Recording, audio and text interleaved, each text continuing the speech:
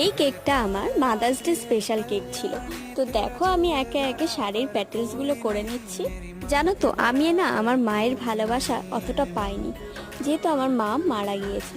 তো সেই ক্ষেত্রে আমি আমার শাশুড়ি মায়ের ভালোবাসা কিন্তু অনেক পরিমাণে পেয়েছি। আমার শাশুড়ি আমার এত পরিমাণে ভালোবাসে আর কি বলবো। তোমরা বললে ভাববে শো অফ, কিন্তু না। তাই জন্য জানো তো আমার এই মাদের জন্য কেকগুলো করতে এত ভালো লাগলো, আর কি বলবো, নিজের মনটাকে এত শান্তি দিতে ভালো লাগলো। তারপর দেখো আমি শাড়ির প্যাটেলসের উপর কিছু ফুল ফুল ডিজাইন করে নিলাম।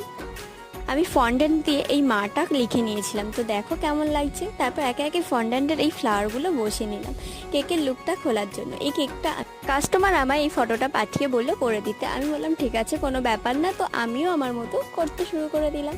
তো দেখো আমি এক এক সাইড দিয়ে বর্ডার করে নিলাম। আমার ভিডিওটা যদি ভালো লেগে থাকে তাহলে কিন্তু একটা লাইক করে দেবে। আর দেখা হবে পরের ভিডিওতে, ততক্ষণের জন্য